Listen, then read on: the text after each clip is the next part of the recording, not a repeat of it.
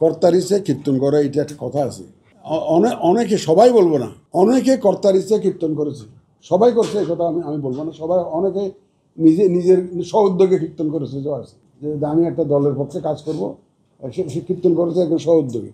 অনেকে কিন্তু কর্তার ইচ্ছা কীর্তন করেছে। এখন কর্তার ইচ্ছাটা হচ্ছে যে অনেস্ট, পায়াস ইন্টেনশন। আমাদের intention is pious, our intention is honest.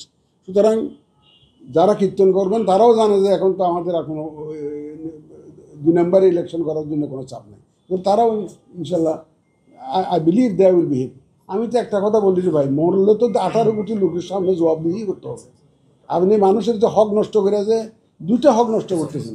ভোটটা যখন আপনি কেড়ে নিয়ে ফেলছেন, একটা হক নষ্ট করলেন, আবার দিলেন একটা রং পার্সনকে, 2টা হক নষ্ট করলেন একজন ভোটারের।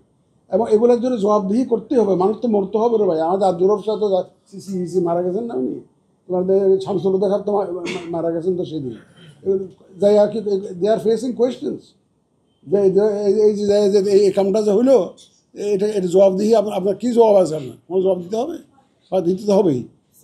সুতরাং আমি মনে করি যে আমার অ্যাপ্রোচের মধ্যে অনেকে এটা পছন্দ করবে না, কিন্তু আমি মনে করি যে the approach which cannot appeal to the morality of a person, একটা মানুষের নৈতিকতাকে যে অ্যাপ্রোচ এফেক্ট করতে পারে না, আঘাত করতে পারে না, সেই অ্যাপ্রোচটা সঠিক না।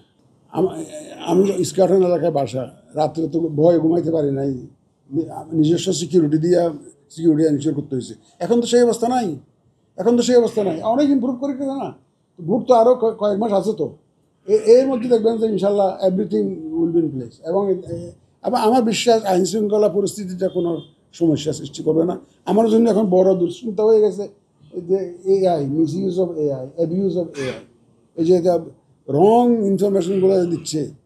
প্রত্যেকদিন ভিডিও ক্লিপ যখন দেখি, কালকে না পরশু দেখলাম যে আমার ছবি আর প্রফেসর ইউনূসের ছবি জুড়ে দিয়ে বলে যে নির্বাচনের তারিখ ঘোষণা করেছেন প্রধান নির্বাচন কমিশন।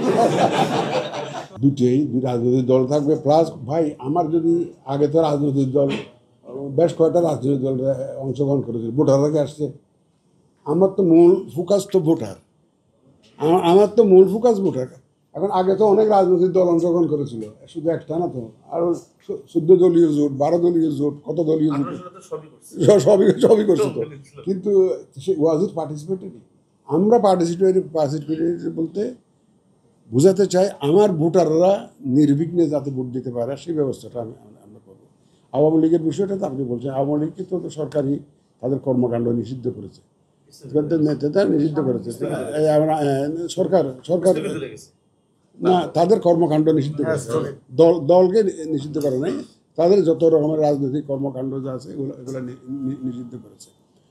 আওয়ামী লীগের ব্যাপারে এখন ধরেন এটা তো বিচার না হওয়া পর্যন্ত, that is wait till the trial is complete, তারপরে নিয়ে আমার সমর্থকরা ভোট দিতে পারবে, এতে কোনো অসুবিধা নেই। যারা সমর্থন করে তাদেরকে সমর্থক, আমাদের সমর্থক। আপনি কীভাবে, আমি মনে মনে সমর্থন করি একটা দলকে, আমি ভোট দিতে, তাকে কেমন বলবো?